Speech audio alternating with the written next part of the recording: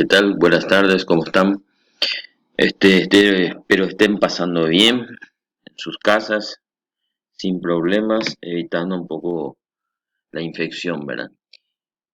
Nosotros estamos ya prácticamente culminando nuestra clínica quirúrgica y es importante ir conociendo todo lo necesario como para el manejo de nuestros pacientes, ¿verdad? Entonces, mirando un poco esta imagen, vamos a estar tocando el tema de anestesia y analgesia, ¿verdad? Vamos a estar tratando de hacer unos videos compactos como para que ustedes puedan tener de dónde leer y pasando también en nuestro libro, ¿verdad?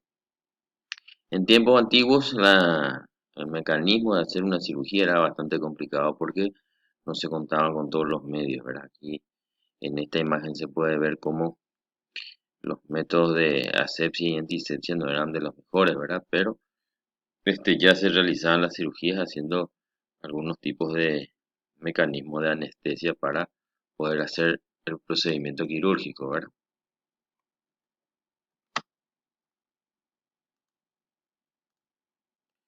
Ya en tiempos modernos podemos ir viendo cómo esto va mejorando ya con una maquinaria que controla el estado del paciente y los mecanismos de anestesia ya son más variados, ¿verdad? Ya hay la anestesia general como también la anestesia local, raquídea, ¿verdad? Pero para la preparación de nuestros pacientes para cirugía, el preoperatorio es importantísimo, es de gran ayuda para el cirujano tener en buenas condiciones un paciente para hacer el procedimiento, ¿verdad? Entonces, eh, ¿qué es la anestesia? Y bueno, la anestesia es una especialidad médica, así como nosotros los cirujanos, eh, con muchos avances y mucha preocupación, sobre todo en la seguridad del procedimiento que se va a realizar y tratar de minorar un poco las secuelas o las lesiones que pueden ocasionar, ¿verdad?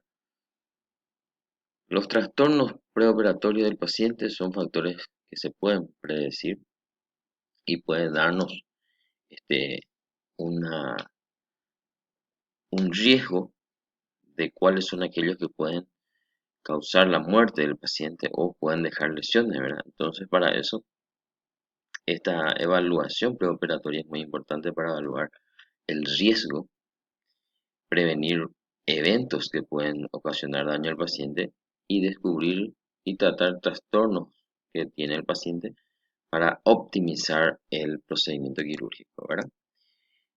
La definición en sí es un proceso, el preoperatorio, de evaluación clínica que precede a la administración de hacer la anestesia en sí, ¿verdad? Tanto en procedimientos quirúrgicos como en no quirúrgicos. Tanto se puede utilizar para diagnósticos o también para tratamiento terapéutico. Es responsabilidad del anestesiólogo y está dirigido a todos los pacientes que van a ser sometidos a un acto anestésico, ¿verdad? ¿Cuáles son los objetivos? Y principalmente establecer una relación médico-paciente muy importante para darle tranquilidad al paciente, para evitar estrés, ansiedad, ¿verdad?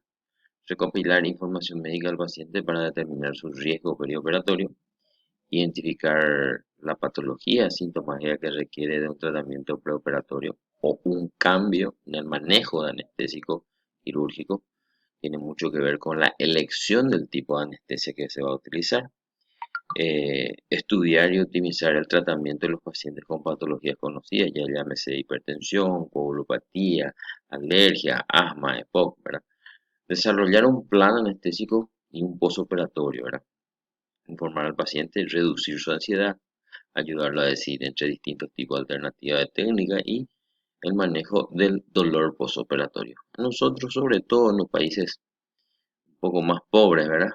No es muy útil para nosotros definir qué tipo de cirugías podemos hacer, ¿verdad? Ustedes conocen el Hospital del Presidente Franco, está el Hospital de Ciudad del Este. Cada uno de ellos tienen funciones y también tiene equipamientos diferentes. Entonces nos hace muchas veces elegir qué tipo de cirugía vamos a hacer en el hospital de Franco, por ejemplo. porque los riesgos son mayores al no tener ciertos equipamientos como terapia intensiva, ecocardiograma, ¿verdad? Terapistas, cardiólogos, ¿verdad? Entonces, es mucho más riesgoso hacer de ese tipo de cirugías complicadas, ¿verdad? ¿Cuáles son los objetivos? Dijimos reducir la morbimortalidad de la anestesia y también de la cirugía, mayor seguridad, sobre todo al que va a realizar el acto quirúrgico. Sabemos que el paciente está en condiciones, por esas condiciones que tiene. Reducir también los costos y la estancia del paciente, disminuir los trámites para el paciente, menor demora innecesaria, mayor satisfacción y bienestar al paciente y sobre todo al entorno del paciente, ¿verdad? Establecer la necesidad de premedicación, ¿verdad? Mayor calidad asistencial y planificación, ¿verdad? ¿Cómo vamos a ir valorando el riesgo de las cirugías, aquellas que presenta el paciente sin tener relación con la cirugía que se va a realizar, ¿verdad? O patologías asociadas, ¿verdad? Los factores que se derivan de la gravedad de los procesos a operar, ¿verdad? Y los derivados del acto quirúrgico, como la anestesia, la intervención y la recuperación posterior. ¿Quiénes son los que están inmiscuidos o están metidos dentro de lo que es el proceso de la preparación de un paciente? Sobre todo el médico de cabecera, ¿verdad? Que va a ser el cirujano, ¿verdad? Pero no obstante, como es un equipo, el cirujano solo no hace el procedimiento, necesita también del anestesiólogo. Son varios los elementos y los intervinientes en el proceso de evaluación del paciente. Por ejemplo, necesitamos de un neumólogo o un especialista corazón, cardiólogo, ¿verdad? Para ir evaluando los diferentes estamentos que requiere el paciente para una buena cirugía. Y por sobre todo el paciente, ¿verdad? ¿Cuándo y dónde, verdad? Importante saber la fecha de intervención, dónde se le evalúa al paciente, si el paciente puede ser evaluado en el consultorio, puede ser evaluado en la internación o en el pabellón, muchas veces en el quirófano. ¿En qué momento? Y se puede evaluar una tarde o la tarde anterior, o se puede evaluar un mes, meses, un tiempo prudencial anterior a la cirugía, ¿verdad? Estamos hablando de cirugías electivas, las cirugías de urgencia. Muchas veces no se hacen las evaluaciones porque hay un riesgo de vida, ¿verdad?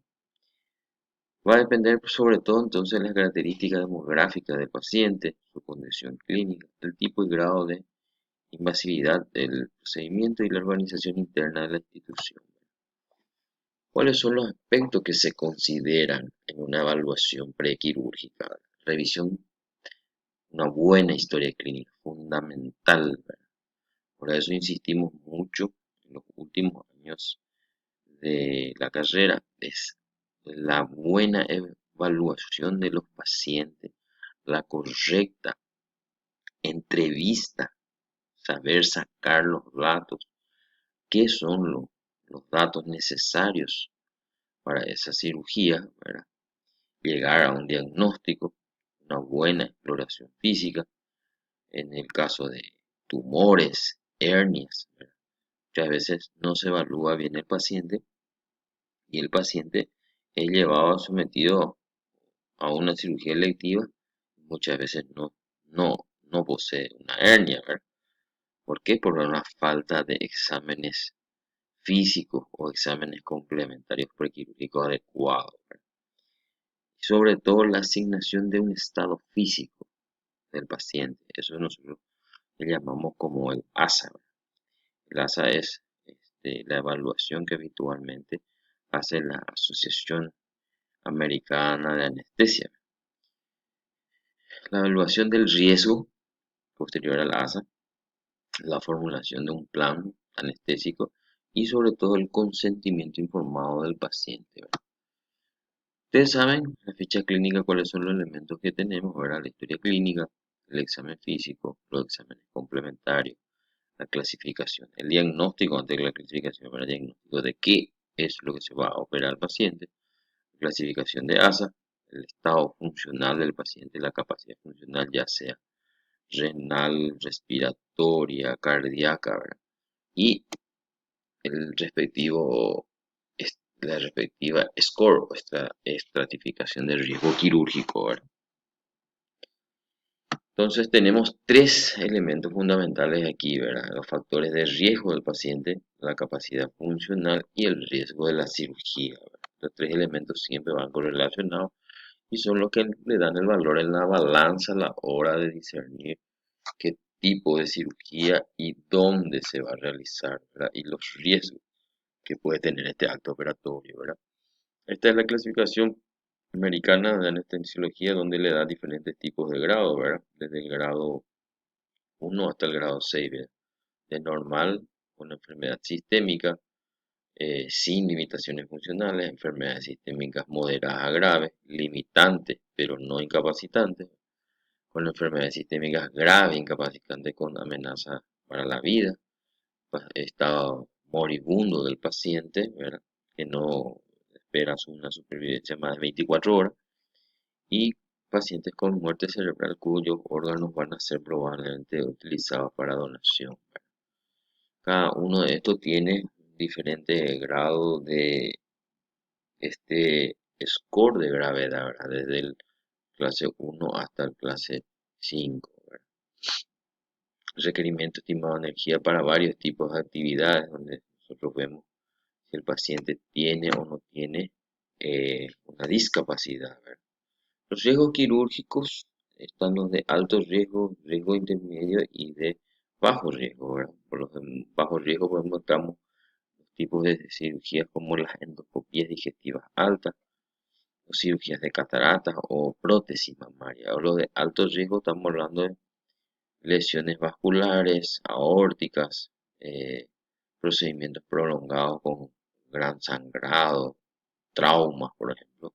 Y los de grado intermedio son cirugías muchas veces de vesículas, hernias o cuello ortopédicas, ¿verdad? Esos son como para ir viendo los grados de porcentaje de gravedad o de complicaciones que podemos tener. ¿Qué es lo que habitualmente nosotros evaluamos en los riesgos operatorios? Sobre todo la edad, enfermedades, hábitos como alcohol, tabaco, drogas, sedentarismo, el uso de medicamentos, importantísimo el uso de medicamentos como por ejemplo la aspirina, los AINES, los anticoagulantes. Si es que el paciente está utilizando ese tipo de drogas, se tienen que suspender la medicación con un tiempo prudencial para evitar sangrados en el acto operatorio. Las alergias, muy importante el shock anafiláctico posterior a medicaciones que pueden ocasionar un disparo de una reacción anafiláctica, ¿verdad? Cirugías, anestesias previas, la historia familiar del paciente y, por sobre todo, saber si el paciente está o no en un estado gestacional. Importante, las enfermedades que puedan afectar la vía aérea, sobre todo la columna, artritis reumatoidea, diabetes mellitus o deformidades dentales, ¿verdad? Por eso es la evaluación de la vía aérea antes de la elección del tipo de anestesia, ¿verdad? Luego hacemos la anamnesis dirigida, ¿verdad? Evaluar por órganos, sistemas y funciones que tienen riesgo de alteraciones vitales durante el acto operatorio, ¿verdad? Saber bien por encima de los 50 años, por ejemplo, es importante la evaluación cardiovascular, ¿verdad? Sobre todo hipertensión, si hay tratamiento, si no, antecedentes de IAN, respiratorio, si el paciente es EPOC, es fumador, en caso renal, endocrino, la coagulación del paciente, digestivo, neurológico y musculoesquelético, ¿verdad? En caso de pacientes portadores de alguna patología cardiovascular, se hace un buen chequeo de todas las patologías que pueden dar alteraciones y correspondientemente hacer estudios para ver el grado de afectación, ¿verdad? Importante es eso cuando hacemos la elección del tipo de anestesia, porque hay tipos de anestesia que necesitan cargarle al paciente y esto puede provocar una sobrecarga.